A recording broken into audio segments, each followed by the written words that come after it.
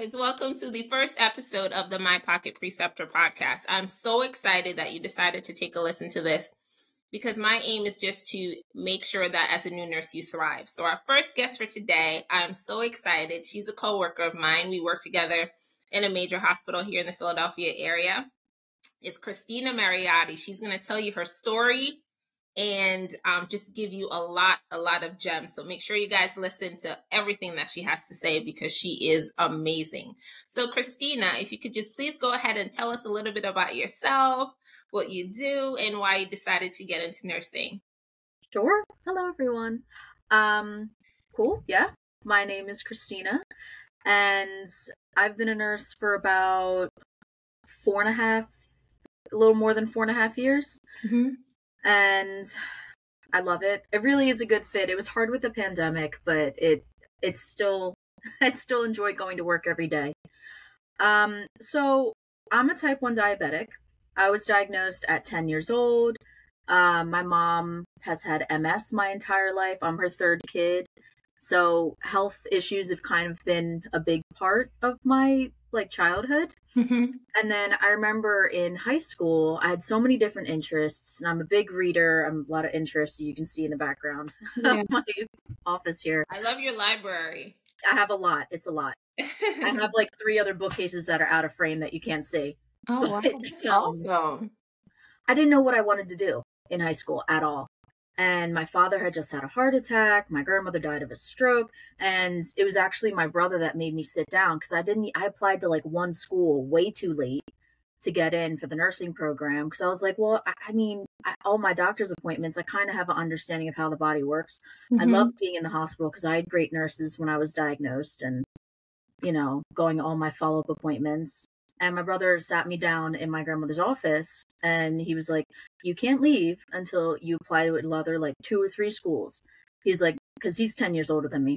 Mm-hmm. And he's like, nobody was knew the college process for me. So I applied and I got in and I wasn't sure about it. But as I was just wanted to give it a try. And only after I started being in the hospital setting and clinicals and working as a CNA my senior year of college, did I realize that it really was a good fit for me and that I love taking care of people and interacting with people on the daily. Wow. Thank you for sharing your story. I didn't even know that, about your family dynamics and everything. So thank you for being open and just sharing your story, really vulnerable. So can you describe, especially being a new to practice nurse, they encounter a lot of challenges. So can you describe some of the challenges that you had and situations that you've encountered in your nursing career? Sure, yeah. The first major thing, I have a clock, sorry if you can hear that in the recording. My first major issue, I think it was mostly a confidence thing. I was very anxious going into work at first, and I kept thinking that I just didn't want to make a mistake. I was very anxious as a new practice nurse. Yeah. But I think as I got off of orientation and I went to night shift, which is a little bit slower, and then I liked the flow of night shift, I felt like I could pick up on all the little details about the patients and their stories and start to ask the older nurses why we're doing certain things. Is that to be expected? And that kind of helped me get more confidence. So that was the biggest issue. Yeah. And I think it's still today, a lot of the people I talk to, a lot of the new to practice nurses on our floor, they still say the same thing. They're afraid of making a mistake. Mm-hmm. And the new nurse anxiety lasts well off orientation, to be honest, orientation. And so you have a lot of experience with this now, because especially with the new to practice nurses who are coming in, you are one of the primary preceptors. So tell us a little bit about that role, what you like about it, and some challenges that you may notice just in general that, the new to practice nurses have on orientation. Yeah. I think confidence is still a big, kind of universal issue, but common occurrence that everybody has to kind of overcome. As a preceptor, I feel because I didn't have a fantastic relationship with my first preceptor. I just felt like our communication styles were different. Yeah. And I kept feeling it helped precipitate the idea that I was making a mistake, how we just didn't connect.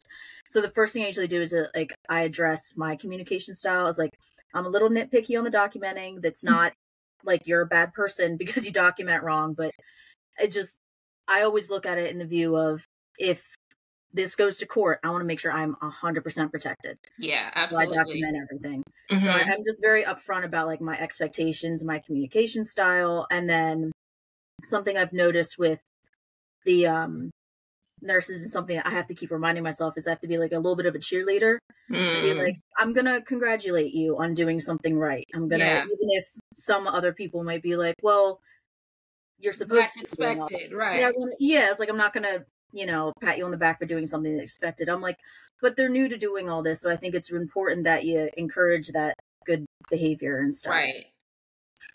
I agree, and I do the same thing too. I think naturally I'm just an encourager. I just and genuinely like I give great encouragement and that kind of stuff, and I'll be like, "You're doing a great job." Like, Yeah, I'm here for you, but you're just affirming to them that they are doing a good job because they question themselves a lot, and yeah, so it's great that you do that. So thank you for sharing that. yeah, of course. So what are some of the critical skills that you think they need to definitely have when they come off orientation?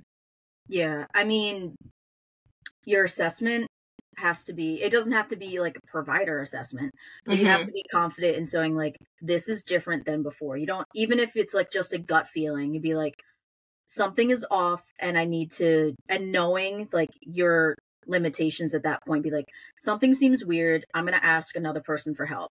Like Right. I've always say to them too in like that first shift or something like the most dangerous thing you can do is not be sure of something and then not ask anybody. Mm-hmm. So just knowing that you need more help and being like able to ask for that help. That's harder than it sounds. Yeah. Especially as a new nurse, because you're gonna be like, well, they're gonna think I'm dumb that I'm asking this stupid question. I'm like, it's not stupid. You want to Right. make sure that it's safe. I always say the same thing, like go with your gut. Like you're not Yeah, going to be able to explain it, but you're going to know when something is off and just trust that it's there to guide you. You know what I yeah. mean? Just open your mouth and let the words fall out basically. You know what I mean? Mhm. Just say something.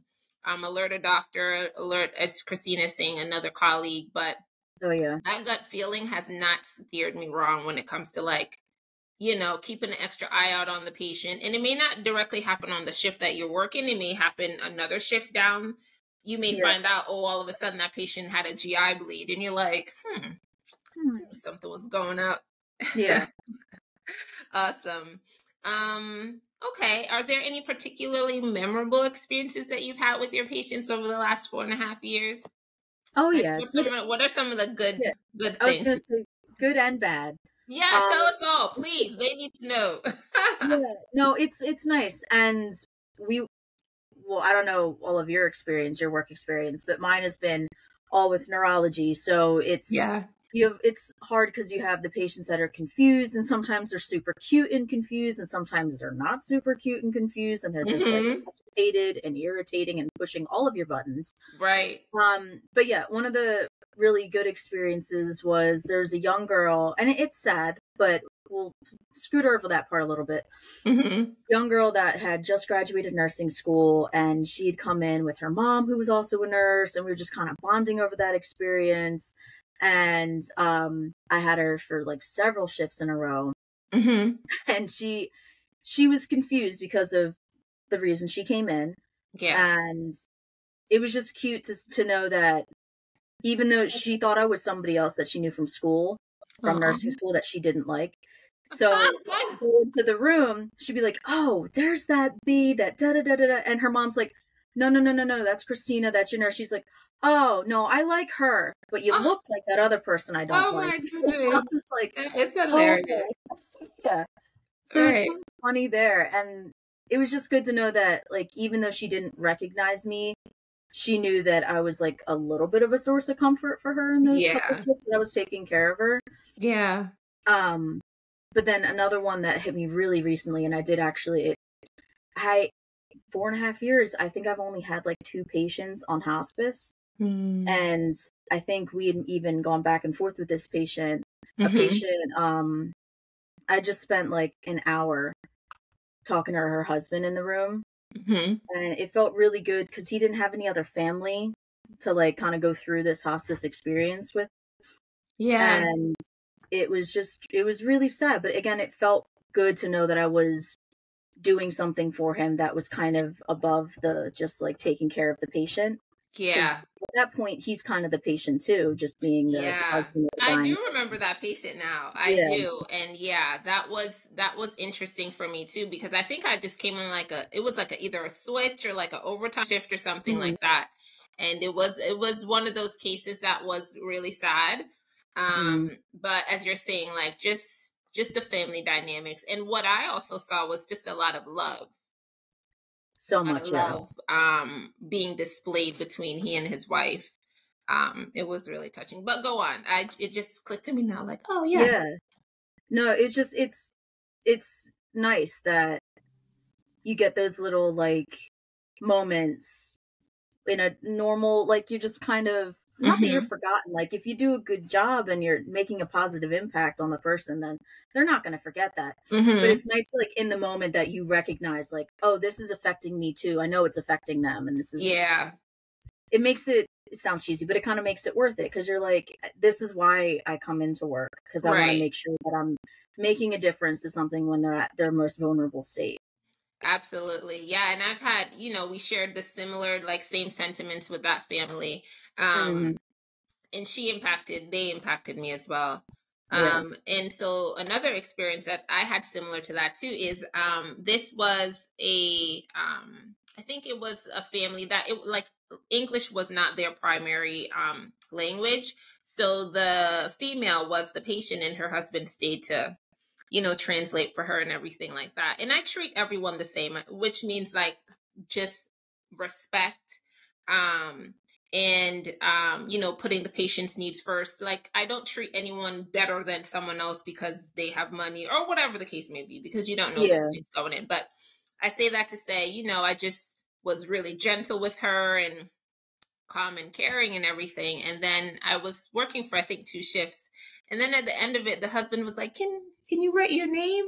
And I was like, oh, that's so cute. He wanted to, Yeah. I don't know what he's going to end up doing with it, like write something, but he, Yeah. wanted to know who I was or remember me taking care of his wife. And I thought that was really sweet.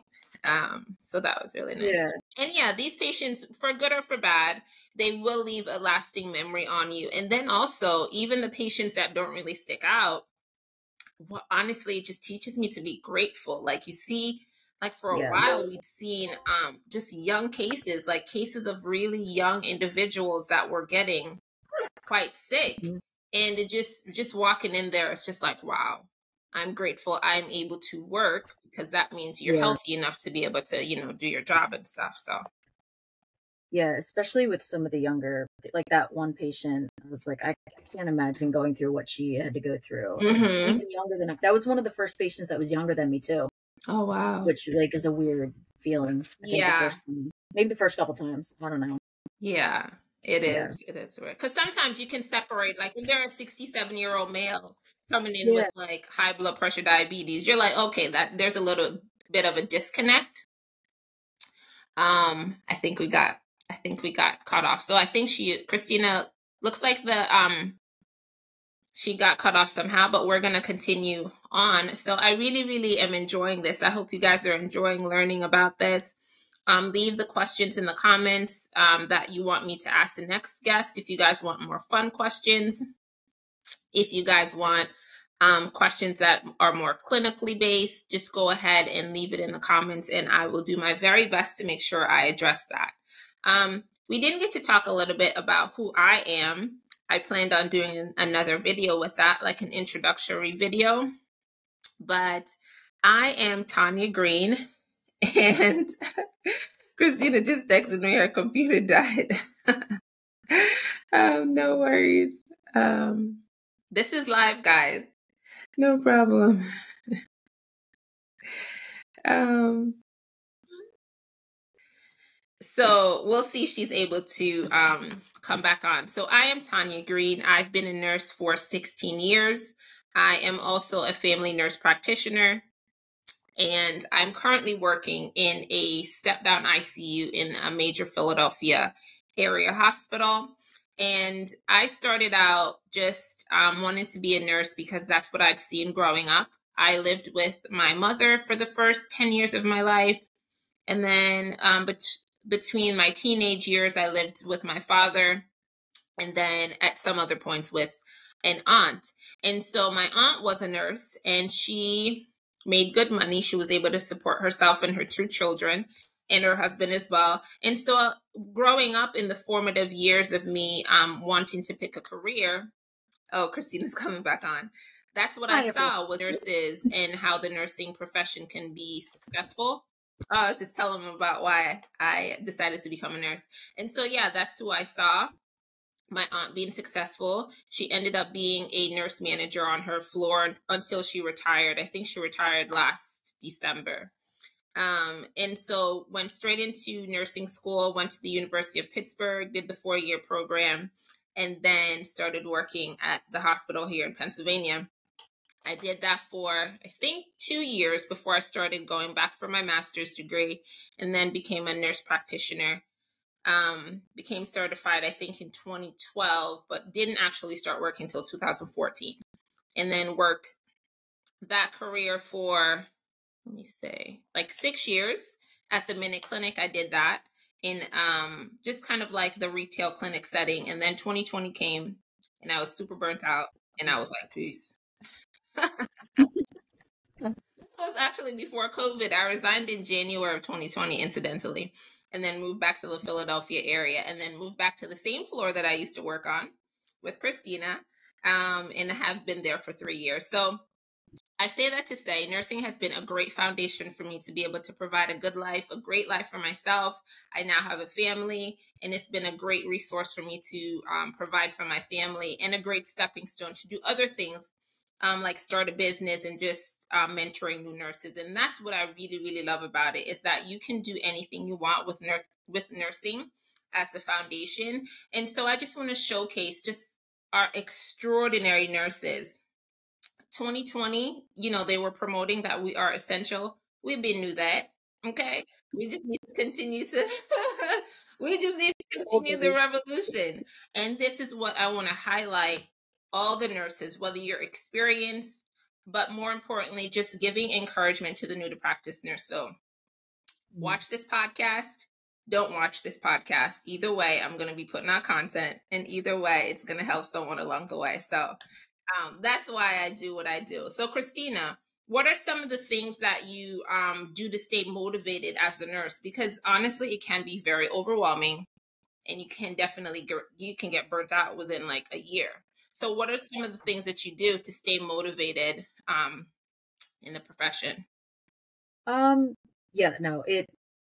love my job, but it has definitely burnt me out. Yeah, and quicker than I had anticipated.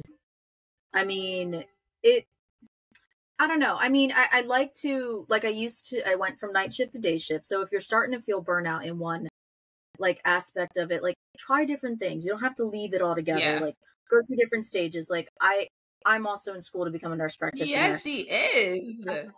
Yay! Awesome. I switched. I was on night shift for 3.5, almost 4 years. And I was like, okay, let me try day shift. And like life got a little bit better. So, and then I stopped scheduling myself like 3 days in a row. I needed little breaks in between. And there's a lot of flexibility with your schedule if you're doing inpatient. So you have like these different tools you can kind of utilize before just going like, I'm done. I hate this. I'm out. Like, know yourself, know when you're starting to feel that way, and be like, okay, well, maybe I change a couple things, or maybe I, really do just do a one and done. Do my 12 shifts, it can be hell, it can be heaven, and no matter what, I'm not bad. Right. But when I'm like caught in that mood a little bit, I used to set a timer on my phone for when like clock out time was, and I'll be like, no matter what, it's only time it's going to go by. Wow. When the shift really tough. I mean, it'll kill your phone battery, and like if you have an older phone. Yeah. But I looked at that, and I remember another one of our coworkers is cracking up when she noticed that. That's super cool, though. That's really awesome. Sometimes you just need a little pick me up, like, oh, I went and did, like oral care on a patient, did some incontinence care, and I come back in like 45 minutes, I'm like, oh, it's only 12 hours. I'm moving, that's like a whole hour that just went by. It's fine. Yeah. And also reading and like having something in my life that's not nursing Yeah. has been really important and difficult to kind of balance while being in school and working. Yeah. It's like nursing. What am I doing to take care of me? Yeah. Escape in, movie, TV, music, podcast, whatever you do Yeah. to do a little self-care. But yeah, I would definitely try running through different things. So one, isolate what the like main issue is, like if you're not sleeping on night shift, Yeah. not eating well, not seeing your family, like all those things are so important to your overall well-being. Absolutely. You want to give yourself, the tools for success. I think that's really genius. Like, figure out what the problem is and how you can solve it before totally saying, oh, I'm over nursing or nursing sucks. Because you are going to have a learning curve with another career. If you choose to be a nurse practitioner, if you choose to be a pilot or whatever, a stay-at-home mom and entrepreneur, there still is going to be a learning curve for you. So unless you win the lottery and you just collect checks, you're still going to have to do something that's going to require you to, learn a new skill. So I think that's very insightful for you to say, okay, like what is the major problem here? And then like, how can I fix it? You know what I mean? I think that's really awesome. And that's really, really innovative too with your, with the clock, like the countdown. That's amazing. So you alluded to some self-care tips like reading. Like what are some things that you like to read? I see you have a pet. You may spend a lot of time with your pet. So what are some self-care tips that you incorporate in your life? I do a lot of stuff. So Tell us all about it. I do a lot of stuff. I lived on campus for 4 years as an RA, so I have my own place, and thank God nursing has allowed me to have my own place. Like you purchased a home? No, not yet. I'm sorry. I thought I was still congratulations because you're still amazing. You know what I mean? You're supporting yourself. I just thought, I'm sorry. It's okay. I'm looking at houses, but with school and like I know that's too much stress on me because I'd be moving in by myself. I'm like, I'm not even gonna try to set that goal for myself because I know I'm not gonna succeed in it. It's only gonna make me feel worse. So let me wait to graduate and then I'll do that. Exactly. But having my own space and like my little peace of mind, like my home is a little sanctuary for myself because it's just me and my cats. Yeah. But I didn't understand like the value in that until I had it. So that's a huge self-care thing for me. Reading, I love fantasy, I love history, I like learning about different cultures, and I have a couple self-help books. I have one I'm looking at right now, The Key to Happiness, and then I read one recently that's just called Happy, that's like happiness is not, it's not a destination, it's a journey. But the way she phrased it really resonated with me. It's like, happiness is not, it's like, it's different than this like overjoyed, like euphoric sense. It's contentment. You're like, oh, well, that's a good way. Like, I'm content all the time. I'm happy all the time. So really reframing the way you look at a couple things. I also work out a lot. Nice. Yeah, you've lost a lot of weight. I was like, good, I've lost like 35 pounds this year. That's awesome. That is awesome, Christina. And that also helps. That's self-care. It might be a little, not shallow because it's a health thing. No, listen, when you feel great, when you look great, you feel great. And that's a major accomplishment. Don't try to talk yourself out of it. That is fantastic. It's helped so much because it's also, I'm doing like boxing type stuff. So it gets some aggression and anger out too. That's right. Which is, that helps. And also during 2020, like the quarantine, the lockdown, all that stuff, when we didn't know what was happening at like April, May, summer. I started hiking outside. Oh, wow. And just like in like little national parks and be like, hey, the world is older than anything else that we've ever experienced. And like, it made it through all this stuff. It's going to be here. We're going to be here. It's going to be fine. Like, it kind of set everything in perspective. That is a beautiful, you're just giving all these gems, Christina. We're going to have you back. I mean, just walking in nature, like I find I get the best ideas. I'm like Einstein when I walk. Like I get all these ideas. I'm like, oh yeah. It's amazing. They just like boom, boom, boom. Yeah, it's so refreshing. I agree. Yeah. And self-care is essential. Like a lot of people think that, oh, it doesn't matter, but especially as a nurse, like you have to take care of yourself before you take care of before you take care of other people. I mean, when I first started out, it would be times where like I just don't even like take time to ask myself like how I'm doing. You know what I mean? Like just check in with myself. Like, you meet someone or you see someone and you're like, how are you? It just becomes second nature for you to ask someone, how are you? But when was the last time, we asked ourselves, like, how am I doing? Like, really, how am I doing? And like, I think I was on Instagram yesterday, and one of the creators that I saw, they had something that said they are like reparenting themselves, right? I thought that was really interesting. Yeah. Yeah, I like So that. she was asking herself, like, how do you feel? What do you need today? And just answering that for herself. And some days you may need rest. Some days you may need a hug. Some days you may need, to go out. And some days you may need to buy yourself a luxury pocketbook, but that doesn't have to be every that's It's fun. that's right. It doesn't have to be every time. And what I want us to understand is that self-care is it's no right or wrong way to do it, but the more you do it, the more it becomes like second nature for you. And that's what we really want, is for us to like be whole as individuals. Like sometimes though, I think people may have this idea that the more they take care of other people, like the better humans they are. But in reality, the more you take care of yourself, the more you're able to like give to others and pour from a cup that's full. Yeah. And that's just what we've learned along the way, right, Christina? Yeah, no, nursing has been, I honestly do feel like it's been as helpful to me as it's been for other people, because that wasn't like my family has been crazy. Hold on, I totally resonated with that, parenting yourself, because I feel like that's what I'm doing. I'm like healing all the stuff, the Yeah. generational stuff that's been passed on to me. I'm the first person in my immediate family to go into healthcare, and like learning about active listening and like listening to yourself and actually just taking in information and all that stuff without feeling like it's something are inherently doing something wrong, because you're doing it's in a different way than somebody, Yeah. which was kind of what I was brought up. So like Yeah.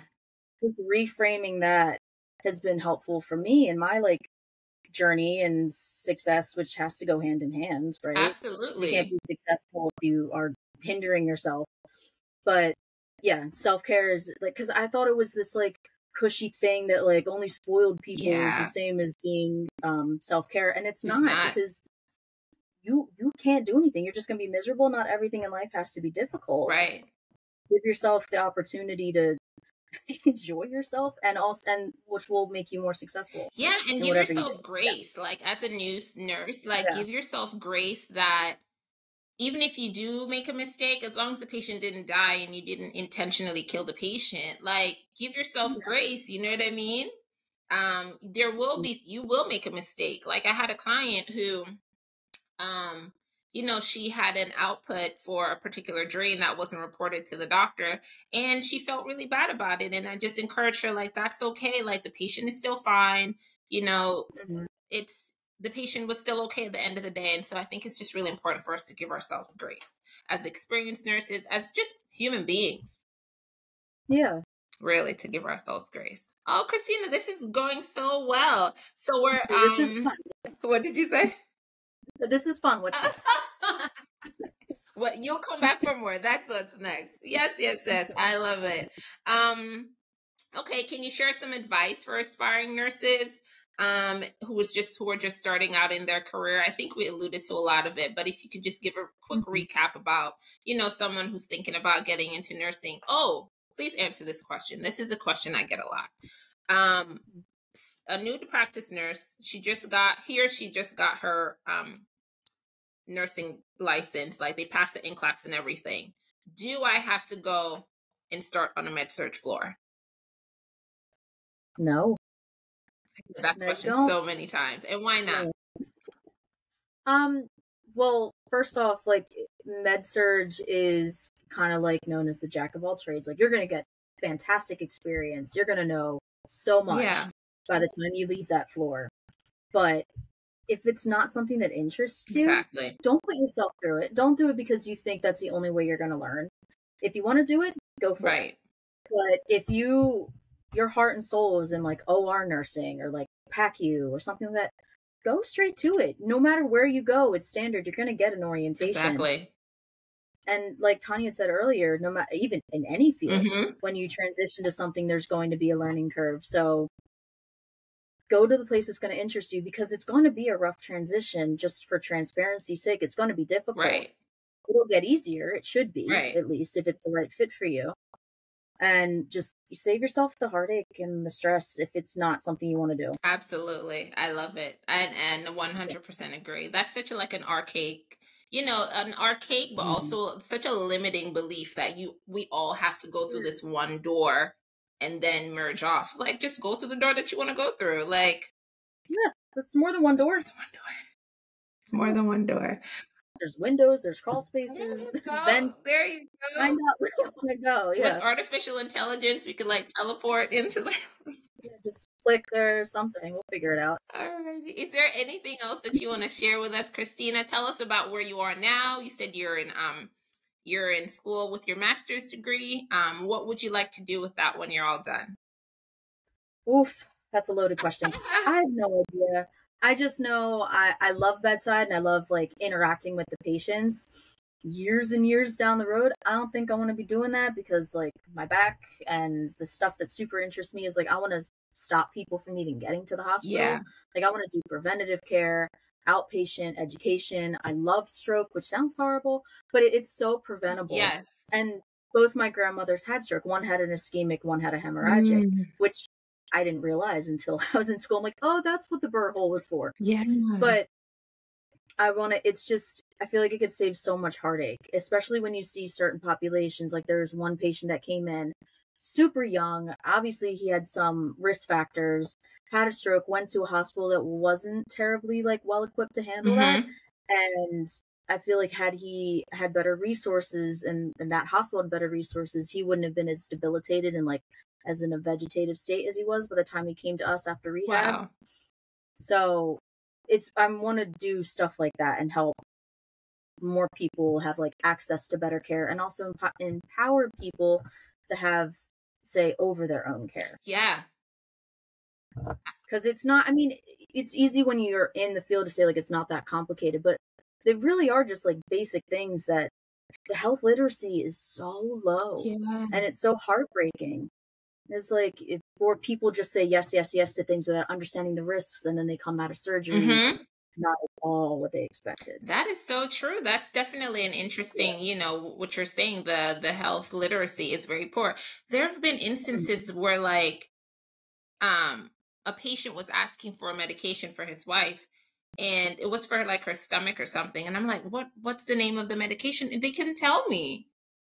Yeah. And I'm just like, it's hard, but it's important to just arm yourself with the knowledge, especially when it comes to your body. And if you have a family member that you have to do that for, especially being a nurse as well, you may not realize it now, but your family is going to come to you for a lot of medical questions. Everything. I'm just like, I'm not a nurse today. Nope, I'm not working today. But it's important to arm them with the confidence that the information does seem overwhelming, like these medications with these long names and, these commercials that tell you all the side effects or all these things. But there are things like they need to read the after report summary, like when they leave the hospital. It gives a gamut of information. Or like when they go to their doctor, if they're getting started on a new medication, what is that medication for? You know what I mean? What are the side effects? What should I look out for? But primarily, what is the medication for? And if you don't understand, just to question that. And I think just empowering our family members that it's okay to ask questions. Like, these doctors are not God. We know that. You can ask them questions. And if they're not answering your questions, then you may need to find a provider that matches you a little bit better. Yeah, shop around. There's nothing wrong with shopping around with a provider that you feel like you have a good connection with. You shouldn't go to somebody that you feel like talks down to you, doesn't take you seriously, or is like pushing something on you. if they're pushing something, then that means you guys do not communicate Right. well, and it's your life. You have to communicate well with that person. Absolutely. And so we're just going to get into like a really dark section of nursing right now, just for a little bit. But a lot of new to practice nurses or nursing students experience like bullying, or like nurses eat their young. Like, how do you address that? Like, how do you, I know you don't do it. We don't do it. On our floor, I think we're excellent nurses. Like, we are very welcoming and genuinely like take new to practice nurses under their wings. But how do you feel about that concept still being associated with nurses?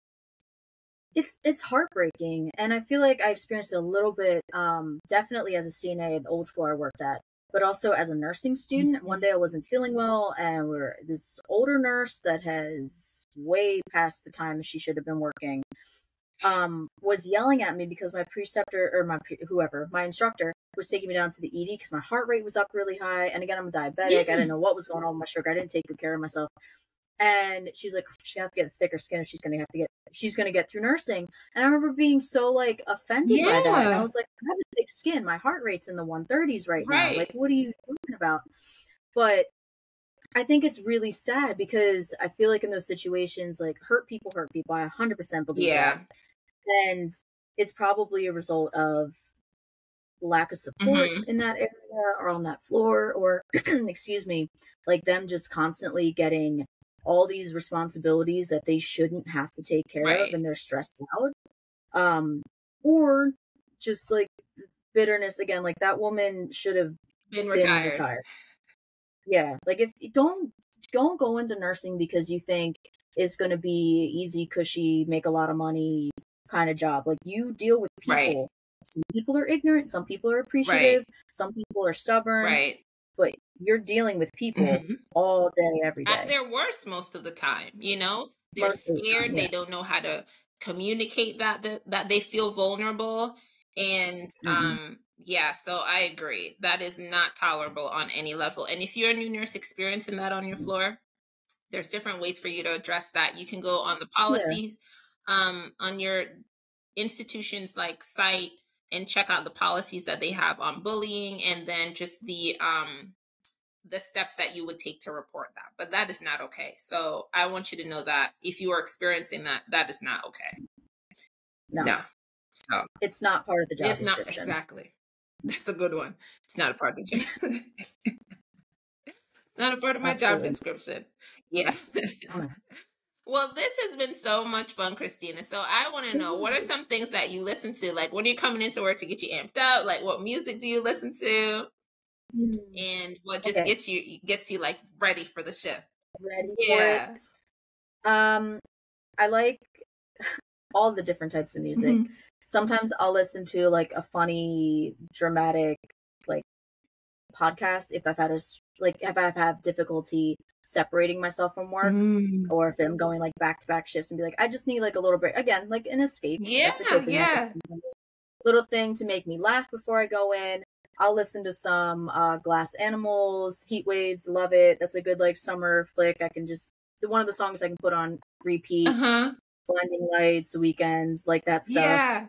Or occasionally I'll listen to classical going in if I'm really like just need something with no words because I've been talked out or have been talking all day. But yeah, anything that's like a good jam that can get me out of a funk. I love it. I have this one Afrobeat that I play on my YouTube, and it's the zhuzh for me. Like, when I play that, like my frequency is as high as it needs to be. I'm going in. It's gonna be a good night. And then other nights, I'll just listen to like so I'm not sure if you are familiar with like 528 hertz, like hertz music. It's just like different frequencies. Yep, that is it. I love it. So that really helps me too. But I have to be careful because it just like calms me so much that I want to fall asleep. But it's really good. It's really, really great for it just works for me. I can't really put it into words, but it just helps to rebalance me, puts me in a positive vibration, and I love it. And that's that's what works for me. I mean, everybody may not want to be in a high vibration when they go into work, but that's what works. So this has been fun. Is there anything that you want to share with our listeners? I'll say just Last don't word. don't lose hope. It's going to be hard before it gets easy, but you'll get there. Yeah. It'll be all right. Absolutely. So Yeah. this has been so wonderful. Thank you so much for your time. I really enjoyed our conversation and I look forward to having you in the future when you're finished with nursing school. You are always welcome back with the program. You're finishing next year, right? Yeah, next August. That's awesome. I am proud of you. You are a great nurse. I want to tell this in front of Thank you. all YouTube. She is a fantastic nurse. She's wonderful. She's always very helpful.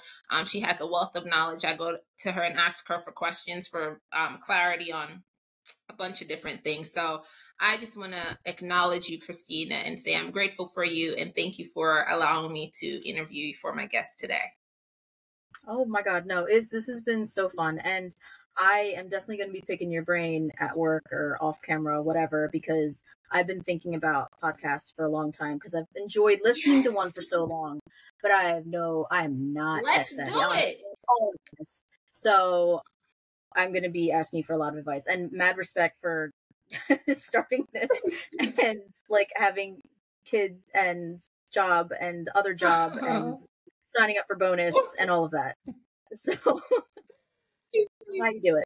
Thank you. Thank you, Christina. I appreciate you. You are awesome. I hope you have a great rest of the afternoon. Reach out to me for anything. Hey guys, go ahead, like and subscribe and leave a comment. Thank you. Bye, Christina. Bye-bye.